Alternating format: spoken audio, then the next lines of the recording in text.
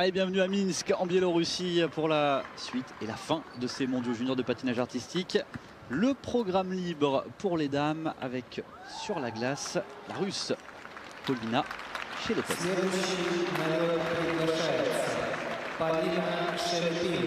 Seulement 12e du premier cours alors qu'on attendait pourquoi pas un triplé russe. Elle n'a non déclenché le triple Lutz lors de la première épreuve, ce qui la relègue assez loin. Mais elle devrait être capable de nous proposer un programme libre de bien plus belle facture. Et inutile de vous dire que le président de la fédération russe doit regarder avec attention, toujours sans sourire, mais il est là et il regarde attentivement.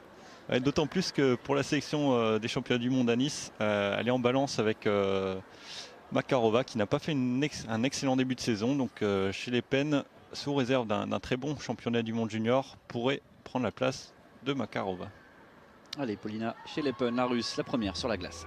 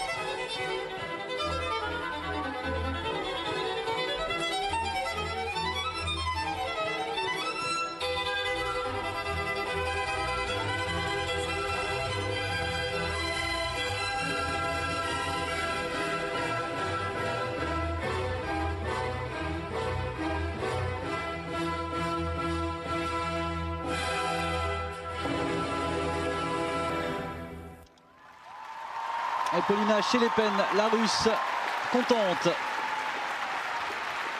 Après son programme libre, ça s'est plutôt bien passé. pour Paulina Schelepén. D'ailleurs, la saison s'est bien passée pour elle avec 2 grands prix remportés en Lettonie et en Roumanie cette année. 2 fois seconde. C'était lors des championnats juniors de Russie et lors de la finale du Grand Prix. Finale du Grand Prix d'ailleurs où c'est la 2e fois qu'elle récupérait la médaille d'argent, puisqu'elle l'avait eu également lors de la saison 2009-2010. Ouais, un programme libre impressionnant quand même. 7 triples sauts recensés, dont 2 combinaisons triple-triple. C'est très très bon pour une junior fille. Triple salto, triple piqué à l'image. Avec rotation parfaitement complète. Et là, le triple Lutz, également enchaîné avec un triple boucle piqué en combinaison. Là également, pas de problème sur la rotation. Comme quoi chez les juniors, chez les filles, il n'y a pas que Elisaveta Tuktamicheva qui domine. C'est impressionnant. D'ailleurs, c'est impressionnant à tel point que son plus mauvais résultat cette saison, c'est la 10e place au championnat de Russie.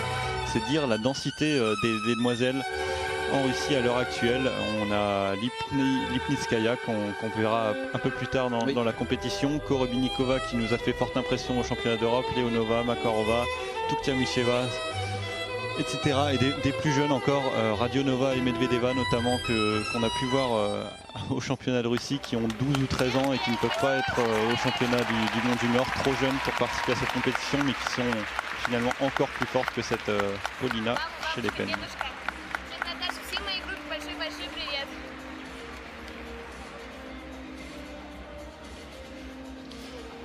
Elle ne finira pas 12e de la compétition, elle va largement remonter dans ce classement. C'est dommage d'avoir raté ce programme court, c'était également le cas au championnat de Russie. Et sur le programme long, elle est quasiment systématiquement irréprochable depuis le début de saison. Bon, il y a juste un petit accro sur le double axel final, mais en dehors de ça, c'est très très bon techniquement. La note elle est bonne, elle est très bonne. 108-03. Allez, on sent que le coach est un petit peu déçu. Effectivement, mais elle passait dans l'avant-dernier groupe en raison de son mauvais classement au programme court, donc les notes ne peuvent pas trop monter. Il faut laisser de la marge. Les juges doivent laisser un peu de marge pour les patineuses qui vont suivre, puisqu'elles sont censées être encore plus performantes. Allez, Paulina Schelepén, leader provisoire.